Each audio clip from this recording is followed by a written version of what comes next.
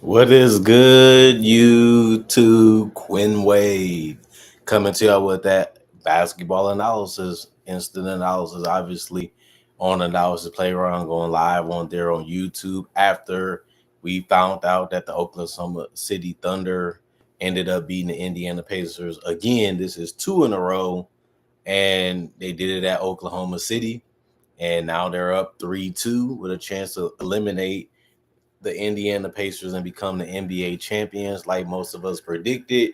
I did have Oklahoma City winning this series in six. I'd be happy if they did because it makes me look good. But other than that, it was tough. It was hard. It was difficult. The Pacers found themselves down by 14. They was able to battle back and make it respectable. But at the end of the day, the Thunder was the better team tonight. They played better. They execute better. They was able to get a lot of steals. The Pacers played real sloppy and really ugly down the stretch. Even though they did score 30 points in that fourth quarter, they kept giving the Thunder a lot of opportunities to be able to win that quarter, which they did. And let's just talk about it. The Thunder ended up winning this game 120 to 109, 11-point win, which is still by double figures. So it shows you they was really the better team, which makes a lot of sense because it would be true. Um, Other than that, they won the first quarter 32 to 22, so they already started really good with that um, by winning by 10. So the Thunder was able to get to the paint. They was able to knock down their threes. They was able to hold their ground, and the Pacers really couldn't come up with enough to combat them because they also lost the second quarter 27 to 23. And although they did win the third quarter 34 to 28, it wasn't by much. And they did go in with a lot of confidence into the fourth quarter. They did have a lot of success, but they ended up losing that quarter also 33 to 30. And it was unfortunate. They tried, they played as hard as they could. They just didn't have enough offense. They just couldn't create enough stops. And the Thunder did, and they just was able to play better on both ends of the court than the Pacers tonight, and that led them to victory. But let's actually talk about the Pacers because Pascal Siakam had another great game. 33 minutes played. He was 9 to 15 from the field. He was 3 of 6 from three, took some tough ones and was able to still make them. He went 7 of 8 from the free throw line, just took his time in the paint or near it and just got to the spots that he wanted to. And if he got too good, they had to end up fouling him to try to stop him because he is a really good offensive player. He did end up getting 6 rebounds to him being offensive. He also had 5 assists, 3 steals, and 2 blocks. He also had 6 turnovers, which is uncharacteristic of him, but it just shows you how stifling the Oklahoma City defense can be when they're all paying attention, all communicating, all trying to make a play on the ball, and they're not really scared to get in foul trouble. He did have 3 personal fouls. He was a -5 and plus minus. He finished with the most points for the Pacers tonight with 28, and it was much needed. Aaron Neesmith found his spots, kept finding a way to get open, and he was just ready to shoot and let it go. And they ended up falling really good tonight. 25 minutes played, 4 of 5 from three, 5 of 9 from the field. The problem with him was the fact that he picked up 5 personal fouls and came close to fouling out again. He did finish as a -12 tonight. He did have 6 rebounds, 3 of them being offensive with a steal and 2 turnovers, and he did get 14 points. Tyrese Halliburton was terrible. They took him out the game basically. 34 minutes. He was 0 of 6 from the field, 0 of 4 from three. If it wasn't for the free throws, he probably would have been scoreless tonight.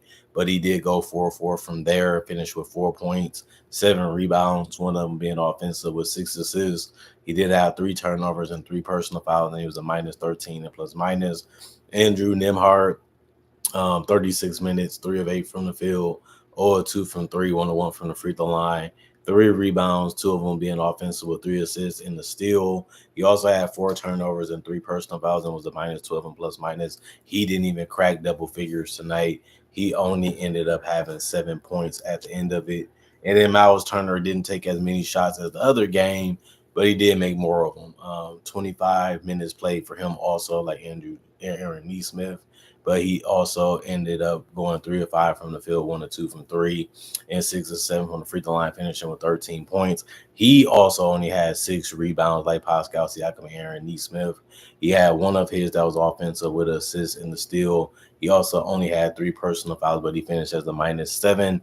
Everybody that was starting for this team ended as a minus, and they didn't really have the greatest offensive game either, which was one of the big reasons why they got down early in that first quarter and that second quarter and never really could get it going again to be able to win the game.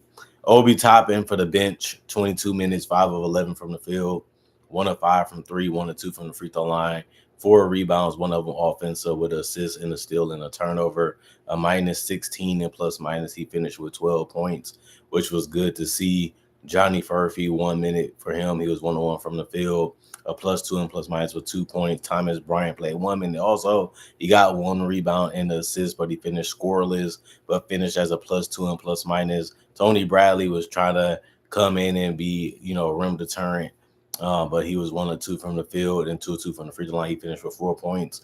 He did get 4 boards, and 2 of them was offensive with a turnover and 3 personal fouls in the +2 and plus minus.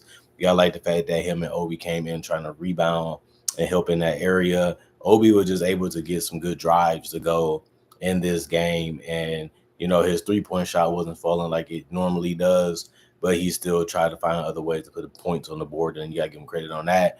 One of their best players tonight was TJ McConnell. 22 minutes, 8 of 14 from the field, 1 of 2 from 3, 1 of 1 from the free throw line. He did get 4 rebounds, 4 assists, and 2 steals with 3 turnovers and 3 personal fouls. He was a +4 and plus minus, was the best player off the bench tonight with 18 points. He did so much offensively, even helped defensively like he normally does, and just was able to play his game and get to his spots and get to his areas and just go out there and have fun at the same time as trying to go out there and do the best he can to help erase some of the things that they did and try to help them get that lead a little lower or even take it. That's all he was trying to do when he was out there. And that's the right mentality and that's the right mindset. Just didn't work out the way that he probably wanted it to. Benedict Mathurin, probably his worst game of the finals. 22 minutes, 2 of 11 from the field, 1 of 4 from 3. Did go 2 of 4 from the free throw line. His jump shot was just completely broken tonight. 7 points for him. The best part about his game was that he had 8 rebounds, 6 of them being offensive. Other than that, he only had 1 assist and 2 blocks with a turnover and 2 personal fouls. He was a +6 and plus minus. He tried to compete defensively to the best of his ability without getting in foul trouble. He did a good enough job there. He probably would like to see him do a little bit more, especially because he didn't really have his shot falling anywhere really. But we'll see if they can bounce back. Him and other guys off the bench can do a little bit more, because even Ben Shepherd, he only played 6 minutes, but he ended up being scoreless too from everywhere that he can score points from, and he only had 1 rebound and an assist and a turnover. He was a -6 and plus minus. The rest of the guys did not play. Coach's decision. 37 of 82, 45% from the field, 11 of 30, 36% from 3, and 24 of 30, 80% from the free throw line. They also had 18 offensive rebounds, 50 total, 23 assists, 9 steals, 4 blocks, 22 turnover, and 25 personal fouls. And then you look at the Thunder, they didn't really play that many players tonight. They was keyed in on winning this game at home, as they should be, and to start the game off the way that they did was very impressive. To be up by double figures by the end of the half, that's exactly what you want to see. That's exactly what you want to be if you're trying to be serious about winning the championship. They didn't shoot the ball that well from the field compared to the other game. They also did get a lot of steals, and they also lost a rebound battle. But Chet Holmgren played 33 minutes, 4 of 15 from the field, 1 of 3 from the three-point line. He had 11 boards, which was really good. A lot of it had to do with his offensive rebounds, where he had 5 total there. He also had a steal and 3 blocks. He's been real good at timing and staying out the way so he doesn't foul when he's going for blocks, trying to protect the rim. But he also had 3 turnovers and 3 personal fouls, a +12 and plus minus. He finished with 9. Jalen Williams, 35 minutes. He was 14 of 25, took the most shots tonight, with also going 3 of 5 from 3 and 9 of 12 from the free throw line. They did cut it, and Jalen Williams did hit a big 3 to put them back up in the fourth quarter. That was very impressive to see. He was finishing the basketball. He was moving the basketball if he didn't have a shot that he liked.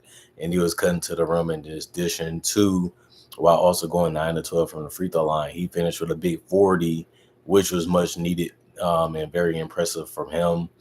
6 rebounds, one of them was offensive with a steal, a turnover, and 4 personal fouls. He was a plus 14 and plus minus, just an excellent type of game for Jalen Williams. The guy understood what they was trying to do to him. He was quick on his decisions and making how he wanted to attack the defense look easy.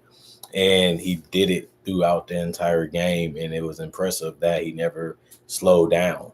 And they needed that engine and that motor to continue to go, because once it's working and once it's figured out, why not just push it as long as you can? Because the goal is to win the game, right? No matter how many points you get, no matter how you do it, as long as it's by the rules, nobody's going to complain. And Jalen Williams was able to do whatever he wanted to on the court tonight offensively and still helped really well playing on the defensive end too. Isaiah Hardenstein, 21 minutes, 1 to 2 from the field, 2 of 4 from the free throw line, 4 rebounds, 4 points, 8 rebounds. 6 of them was offensive, so that's over half of his rebounds being offensive. He did have 4 assists, a steal, a block, a turnover, and 3 personal fouls. He was also a -1 and plus minus. But, he's going to be a guy that's going to bring his activity. He's going to bump. He's going to try to knock it. He's going to try to box out. He's going to try to compete for every rebound that he can. He's going to keep the ball moving, set good screens, and try to be the best rim deterrent that he can be in the paint. And he did a good job tonight, even though he didn't score a lot of points. And then Shai Gilgeous-Alexander, 38 minutes, 9 to 21 from the field. Missed some gimmies in the fourth quarter. He could have had more points, but he just didn't hit the shots, the way that he normally does. But it was already over at that point. It was just trying to get the minutes to count a little quicker so you can escape with the victory, which they ended up doing anyway.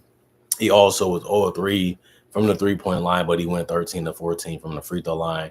He actually took the most free throws in the entire game individually from any other player, but he still gave them a double-double because they kept collapsing on him or helping on him, and he was able to make the right decision by giving the ball up. He finished with 10 assists tonight. One game he has 0, one game he has 10, but this time he had 31 and 10, which make it even more great to see. 2 rebounds, 2 steals, 4 blocks, 3 turnovers, 4 personal foul, and a +9 and plus minus. When the Pacers was trying to come back and they tried to speed it up a little bit, he was just ready to go for a lot of steals because the Pacers just didn't time it right, or they just made it look too obvious. And he was just ready to pick off as many passes as he could while also being able to protect the rim by coming out of nowhere or just timing his block the right way and using that length and that quickness to his ability, to his best of his ability. And it looked good seeing the MVP play like he really wanted to win a game. And we don't really see that in his demeanor that much when he's out there playing. He looks even killed, but that's his style. That's the way he plays it. But he looked like he was ready to do what was ever necessary for them to be able to win this game at home. And we'll see what they do in Indiana in the next game. Luguentz Dort, 32 minutes, 3 of 7 from the field, 3 of 6 from 3. He did have 8 rebounds, 5 of them was offensive, with 3 assists, 2 steals in the block, and the turnover with 4 personal fouls. He was a +14 and plus minus. He didn't get in double figures. Honestly, 3 players that started tonight didn't get in double figures. The only ones that did was Shai and Jalen Williams. But look how big of a game they had to have for this team to be able to win comfortably. It just shows you how deep and how good this team is because the bench came in and you had Aaron Wiggins doing what he does. They want to kick out to the corner. They want to kick out to the top of the key. If you give guys like Caruso and Cason Wallace and Aaron Wiggins opportunities, eventually they're going to knock them down. Caruso didn't do that much tonight offensively. He played 29 minutes. He was 1 of 8 from the field, 0 of 3 from the three-point line. He did have 2 rebounds. One of them was offensive with 2 assists. He had 4 steals that created opportunities, and that's one thing you love to have. A block, a turnover, and 3 personal fouls. He's a +8 and plus minus with 2 points. Aaron Wiggins was the guy that really came big tonight for them off the bench offensively, and he did help defensively also with his speed, quickness, and athleticism. 22 minutes, he was 4 of 10 from the field, 4 of 7 from three, 2 of 2 from the free throw line. He ended up having 5 rebounds and a block and a turnover and a personal foul. He was a -5 and plus minus and had 14 points, which was the most off the bench today when it comes to points. But he also did have the most rebounds also with those 5. Cason Wallace, 17 minutes, 4 or 5 from the field. He went 3 or 4 from the three-point line. 2 rebounds, one of them was offensive with 4 steals. Really helped a lot with that. He also knocked down a big 3 and was able to do that throughout the entire game when he was open. That's why they play him and Wiggins and Caruso for those reasons. They can be very good with their hands. They can be really good with their switchability. But the fact that they can play off the ball and just be ready to hurt you if you help too hard or you don't pay attention to your rotations or you're not communicating as a team, they can cut right to that basket or they can hit the 3 or they can get steals and hurt you in transition. And Cason Wallace is no different. He did have a block and 2 personal fouls. He finished with 11. And then Kenrich Williams played double figures like everybody else off the bench that played tonight. He played 11 tonight, 0-1 from the field. It was a 3 that he missed, 1 rebound, 1 assist, and he was a +4 and plus minus. He didn't score any points, unfortunately, but they didn't really need him to tonight. But he did find a way to compete when he was out there, and that's all you can ask him for. The rest of the guys did not play. Coach's decision. 40 of 94, 42% from the field, 14 of 32, 43% from 3.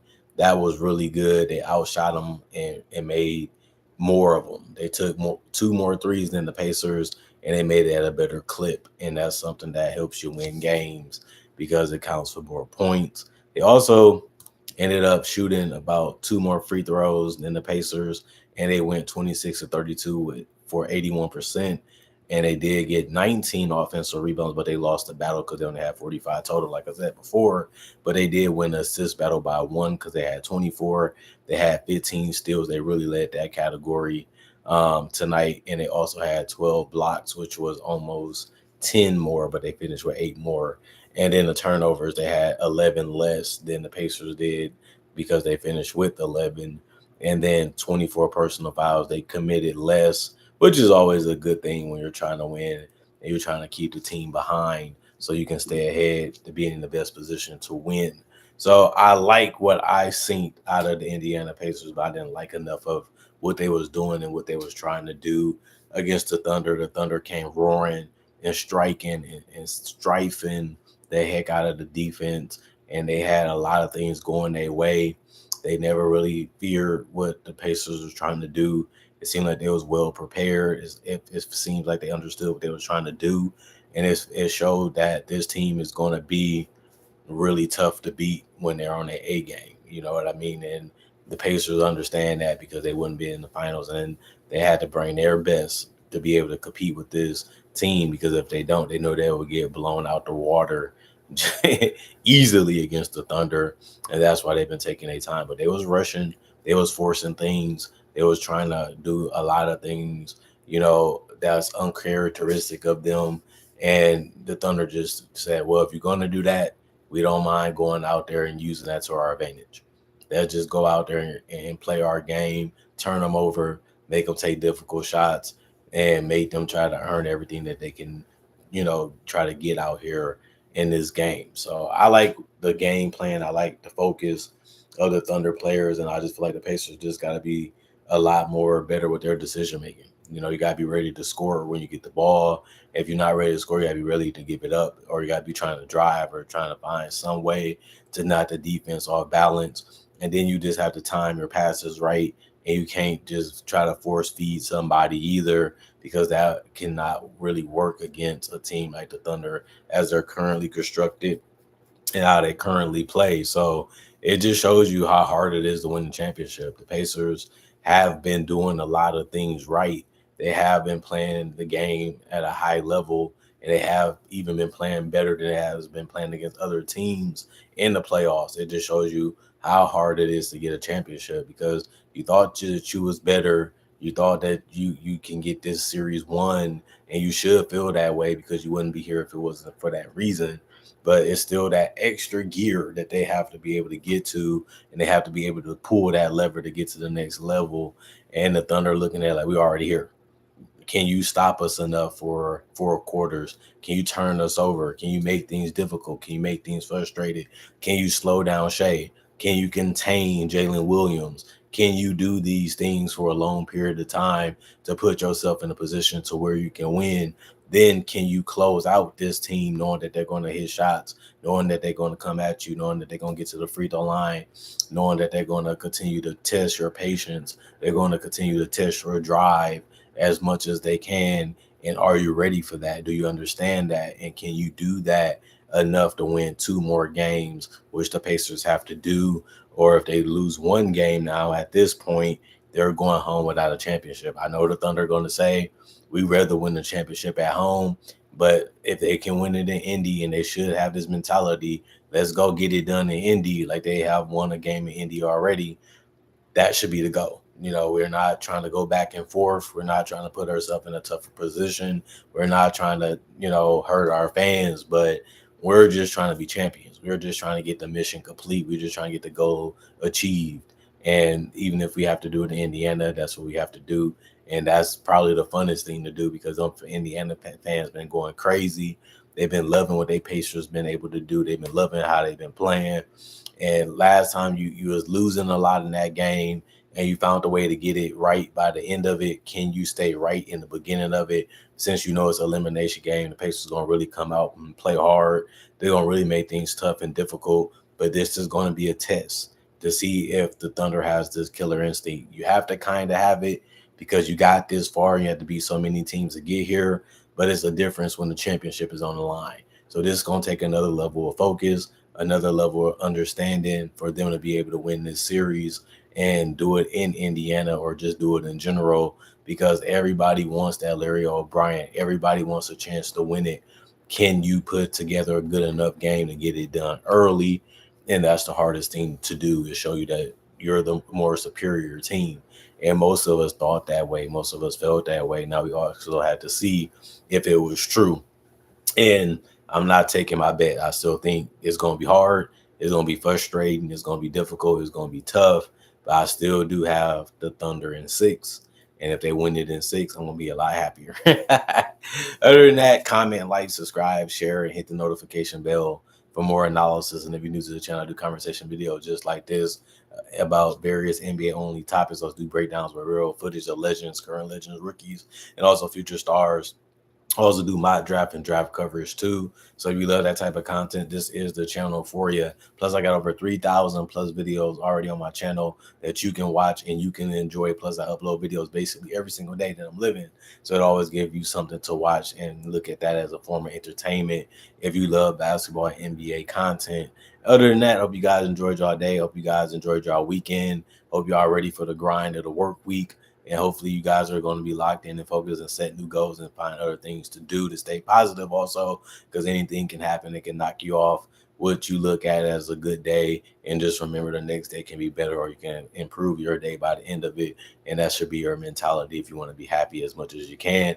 And y'all want that for me, and I want that for y'all. Other than that, hope you guys appreciate the content for what it is, like you guys normally does. Thank y'all for continuing to watch. Thank y'all for continuing to make time for this channel, to support this channel, whether it's in the past, the present, or even in the future. And thank y'all for continuing to give me the best fans that I can ask for. And now I want more. And it's going to be fun trying to achieve that goal this year. Let's continue to try to make 2025 a better year than 2015. That was a year that made a lot of this content possible, because it showed me that's what y'all wanted to see. That's what y'all wanted to watch. And that's what y'all enjoy and want to get from this channel. And that's a 50-50 reason why I'm still making videos on YouTube, because you guys love watching, you guys love supporting, and you guys love the content that I make. And that's the whole purpose of being the content creator. I'm going to give y'all the best stuff I can give y'all, and hopefully y'all enjoy it, which it seems like y'all still do. So I'm going to continue to go as long as I can with this job of being an analyst. Other than that, thanks for watching. Thanks for continuing to check on your boy, Quindy Dub 20. And all I can say is hope you guys are staying blessed up. See you guys hopefully tomorrow if it's meant to be. And all I can say is this was a good series. It's very fun. It's very entertaining. It's very intriguing, very interesting. And I do want to know who wins it. And I can't wait to tell y'all, the next 2 days from now when we get another game. And the series is going to be over this week. It's gonna be fun to tell y'all, how I feel about the games when they're over, and how I feel about what's gonna happen in the draft. Coverage coming up, breakdowns coming up, tributes coming up, preseason content coming up, season previews coming up. So much content that I still want to make on this channel, and I'm looking forward to giving it to y'all. We had a good first 6 months so far. Let's see if we can finish this year with the same consistency that we started it with so far, and that can help this year be a lot better than 2015, which was the goal of this channel this year anyway. So let's keep our hard hats on, stay locked in and focus, and try to achieve and get it done. The goal that we set for ourselves is very important. It shows you what we want to do and what we still want to accomplish, and that does have something to do with your happiness too, because you rather do it and get it done than not. Other than that, thank y'all for watching. I'm going for now. Peace out. Y'all stay blessed up.